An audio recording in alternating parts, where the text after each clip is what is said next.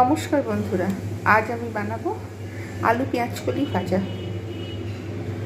খুব সহজ মেথড এবং শীতকালে এটা একটা কিন্তু খুব একটা সুস্বাদু ভাজা বলা চলে। সুতরাং যে যে ইনগ্রেডিয়েন্টস লাগছে সেগুলো হলো লবণ এবং হলুদ, 5 ফোড়ন আর শুকনো লঙ্কা।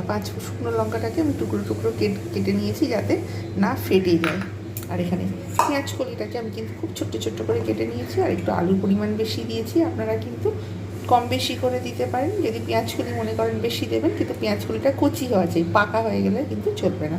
তাহলে আমি এবারে রেসিপিটা শুরু করব সর্ষের তেলে। কড়াতে দিয়ে দিয়েছি তেল, সর্ষের তেল।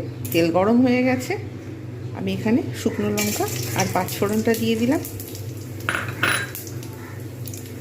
একটুখানি জাস্ট সুন্দরভাবে যতক্ষণ পর্যন্ত একটু ভাজা না হচ্ছে আমি কিন্তু অপেক্ষা করব। তেল একটু বেশি দিতে হয় সবসময় ভাজাতে, তাহলে কিন্তু ভাজাটা টেস্ট লাগে আর তেলেতেই সিদ্ধ হয়ে যায়।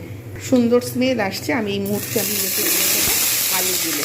প্রথমে আলু দেবো, আলুগুলো দিয়ে আমি কিন্তু একটু নেড়ে একটু ভেজে নেবো। যেহেতু আলুগুলো একটু সময় লাগে তাই এতেই দিয়ে দেবো পেঁয়াজ কলি, কিন্তু আলুগুলো আগে একটু ভেজে নেব। একটু ঢাকনা দিয়ে 2 মিনিট আমি অপেক্ষা করব। 2 মিনিট পর আমি কিন্তু ফিরে এসেছি। আলুর যে একদম কাঁচা গন্ধটা ছিল সেটা কিন্তু চলে গেছে, সাথে সাথে একটু সিদ্ধ হয়ে গেছে। তেলেতেই কিন্তু এটা ভাজা হবে এবং সিদ্ধ হবে, এটা কিন্তু জল দেওয়া চলবে না, যার জন্য আমাকে একটু তেল বেশি দিতে হবে। এবারে যারা মনে করবেন যে বেশি তেল খাবেন না, তেল খাওয়া যাদের বারণ রয়েছে, তারা একটু জল মিশিয়ে দেবেন। কিন্তু আমার তো সেরকম কোনো প্রবলেম নেই, তাই আমি এতে একটু তেল বেশি দিয়ে দিয়েছি পরিমাণে। এইবার আমি এর মধ্যে যে পেঁয়াজ কলিগুলো রেখেছিলাম সেগুলো আমি কিন্তু সবটা নিয়ে ঢেলে দিলাম।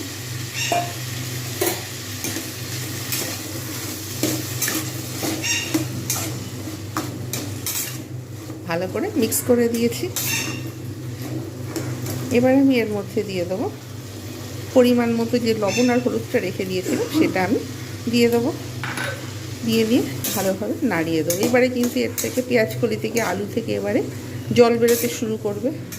এইবার কিন্তু অ্যাকচুয়াল ভাজা হবে, এমনিতেই ভাজা হচ্ছিল, আর এবারে কিন্তু ভাজাটা আরও ভালোভাবে হবে। তাই আমি ঢাকা দিয়ে দেবো 2-3 মিনিটের মতো। তারপরে আবার আরেক পিঠ উল্টে দেবো। 2 মিনিট পর আমি কিন্তু ফিরে এলাম। এটা কিন্তু অটোমেটিক্যালি ভাজা হচ্ছিল, একদম আঁচ কমিয়ে রেখে দিয়েছি। আর যেহেতু শীতের আলু সেদ্ধ হয়ে গেছে, পেঁয়াজ কলিও নরম হয়ে এসেছে, আর একটু শুকনো শুকনো মতো হবে ব্যাস। তারপর আমি কিন্তু এটাকে সার্ভ করব। আর একটু এটা ভাজা হবে, এরকমভাবে মাঝে মাঝে একটু খুলে নাড়িয়ে দিতে হবে, যাতে দেখতে হবে তলাটা যেন না বসে যায়। সবই কিন্তু একদম পারফেক্ট, আলুও সিদ্ধ হয়ে গেছে, পেঁয়াজ কলিও সিদ্ধ হয়ে গেছে, তবুও আরেকটু আমাকে অপেক্ষা করতে হচ্ছে, আর একটু শুকনো হয়ে যাবে।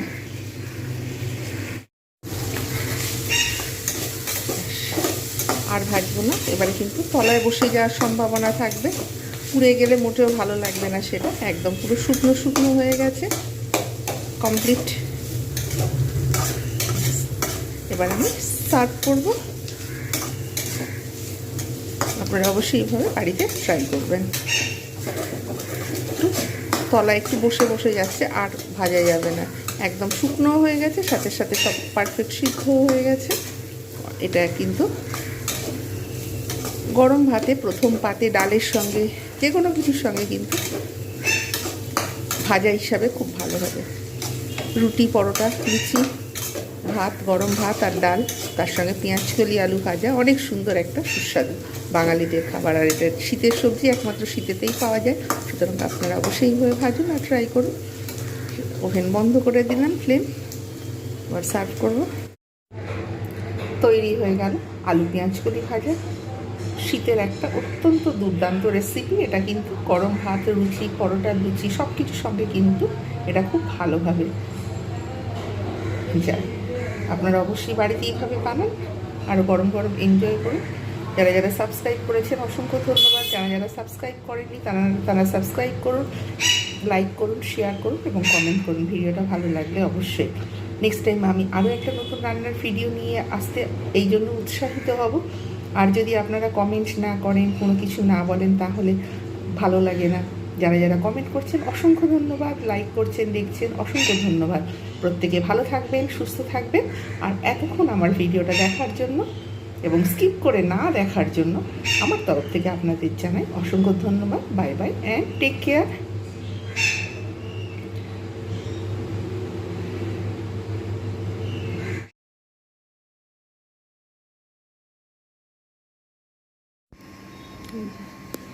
পুরো বিয়ে বাড়ি, অনুষ্ঠান বাড়ির জন্য চারিদিকে পুরো আলো, রাত্রিবেলার আকাশ।